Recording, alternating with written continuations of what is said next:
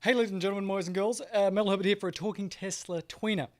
As you know, we do the big show once a month with the guys, and then between episodes we're trying out some different stuff, the Tweener episodes. Now we got a number of people giving us feedback saying, it'd be really good if you could do some visual stuff and get it up on YouTube, you get more hits there, and see if you can do something where it's both visual and auditory. So I'm going to try that out with a new little setup we got right here. We're going to try it right now. So let's do a couple of the stories from the last week. If we go to the first story, it turns out that Tesla had a whole bunch of investors go down to the Gigafactory, walk through the Gigafactory, and they gave them some sort of updates. They do this every few months, every year or two. And it's basically to bump the stock price and say, look, it's all going to be great. So one of the things that some of the investors got out of that was the idea that the base Model 3, the $35,000 Model 3, will be coming soon, in about 8 months' time. That's not soon enough for a lot of people. Remember that the base model is going to have about 220 miles of range, 0 to 60 in about 5.6 seconds, and a top speed of 130. Compare that with the longer range versions we have right now, which is 5.1 seconds, 0 to 60, and actually is faster than that. I have this version right now, and it is faster than that. Lots of people note that it's faster than that. But this is where we want to get to, because right now, here are some numbers. Tesla last month was the 5th biggest selling car in the entire United States. The 5th biggest selling car. Tesla Model 3 outsold all of BMW. That's the 5 Series, the 3 Series, the 7 Series, all of them combined. So this is really heating up. Once we get to the $35,000 version, we expect to sell 1 trillion of these Model 3s because people and the reviews have been fantastic. The highest level Camry is about $35,000. If they get this Tesla at that level, then it's going to be explosive. And they also noted when they took these investors around the Gigafactory that they are still outstripping the number of people who want the Model 3s than they can produce. So as we were talking about on the show, the more you produce these, the more they get out there, the more your friends jump in. This could actually make it more desirable to get one of these things because people are finally getting in them, and that's what appears to be happening. They're getting more orders than they can produce, and that's good news. But one of the key things here, and let's go to the website here, one of the key things to getting this $35,000 version is getting the battery pack cost down. So again, as they took these investors through the Gigafactory, they noted that they're down to, or by the end of the year, $100 per kilowatt hour at the battery level. That's not at the battery pack level, but this is still an important number. So they're getting those prices down, those costs down.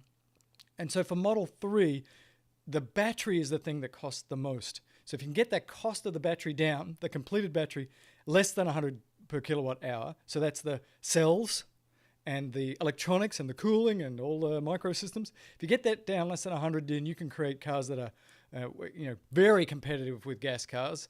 And you can also produce home storage and industrial storage, which competes with everything else. And so that's the magic number.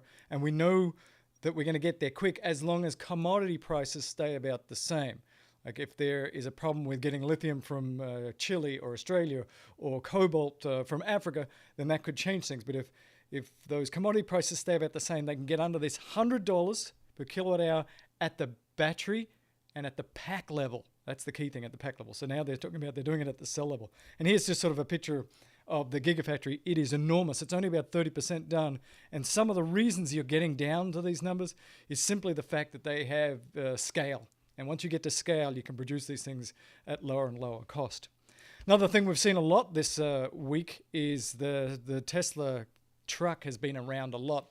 So the truck has been seen all over the country. They're taking, and I don't know how many prototypes they have, but they've got a number of prototypes and they're going out to Walmart and they just got some more orders there and they're looking to show this off to a lot of people. And it seems that every time that they show this truck, this electric truck off to people, they get more and more sales.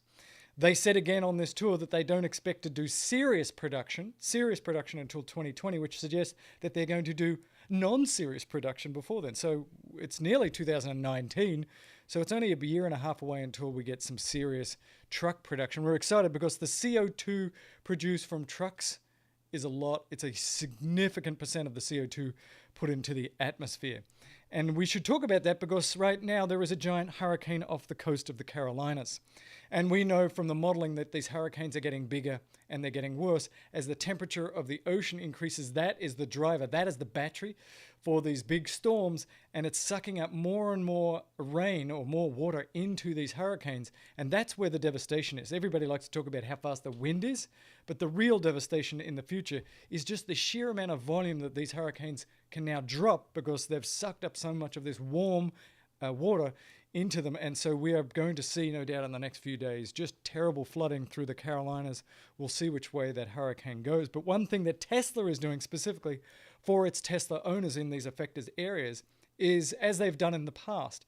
So when Hurricane Irma came through, when other hurricanes came through, they said to those people who have, say, a 60 kilowatt hour battery S, they just over the air turn on that sort of hidden 15 kilowatt hours. They can do that over the air and say, for free, here's another 40 miles range, and you can have free supercharging to help you get out of the path of the hurricane. Now, this is a really cool thing that they can do. It does bring up whether, when they get the cost of the battery packs down, whether the low-range Model 3 will actually have the same battery as the high-range Model 3, so that one day they can then upsell you and say, hey, it turns out you actually have a long-range battery in here. Would you like to give us another few $1,000s? We'll turn it on for you. Or in situations like emergencies, they can flip it on for free, and that's really good public relations. But the question that we had a number of years ago is what happens when we've got lots of EVs and 1 million people, 2 million people have to get out of the Carolinas in their EVs? Do we have the infrastructure to charge those people up and keep them going? The answer right now, of course, is no. But that's why we need continuing infrastructure, more superchargers, and really importantly, faster supercharging, which I'm so excited about.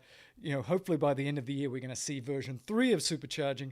And instead of taking 30 minutes, 40 minutes to get another 200 miles, if they can get that down to 10 minutes and you whip those people through the supercharger, then the infrastructure will be robust, even under circumstances where you have to move a lot of people very quickly away from disasters.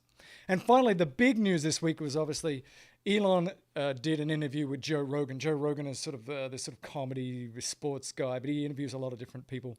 And on the Joe Rogan show, he covered a lot of ground. I actually found that it was not a particularly interesting interview because it was like very slow moving. They were drinking whiskey, and they, as you can see here, they were smoking some doobies, and all of this being legal. But the thing that I would like to say to Elon, if he'd listen to me, and he's not going to, is that I understand that you're your own man, and I understand that all these things are legal, but every time you go out into the public, it will affect the stock price. So if you go out there and you're tearful, and you're stressed, and you're saying this is the worst time of your life, and the stock investors look at that and go, this guy's cracking up. If you then go on to Joe Rogan, and you're drinking and you're smoking marijuana, even though all of that's legal and it's fine, it's really sort of conduct unbecoming a CEO of a major corporation, and particularly a corporation where there has been wild swings in the stock price because of the perception that you might be losing the plot. So I get that there are two arguments here, that he's just being himself and to heck with it. And I wish he was private so there wouldn't be so much focus on the stock price. But Elon, please take your own pulse and think, is this a good idea? Is this going to affect the stock price? It crashed the stock price, of course, after this came out. It just looked like it was a frat boy. It didn't look good. It's come back up again because he's been talking to these investors and there's been a lot of positive news. But Elon, please, can you stop it? For Mel, could you do it for me? I know this is an era where nobody wants to be politically correct, but just for me, could you do that? Ladies and gentlemen, boys and girls, this was a Tweener episode. We tried it out with the new system, a lot of visuals to go with the audio. Love to get your feedback, and the idea here is that maybe we can go back to a more than a monthly episodes with the full team if we can find a way to financially do that. It costs a lot of money, time, and effort, so we're trying to work out, can we get our Patreons sort of to increase the amount of Patreon we're getting, increase the number of people that are listening so that we can do more of them. We'd like to do more, but, we got to eat, we got to drink, we don't have to smoke doobies, though. Herb it out.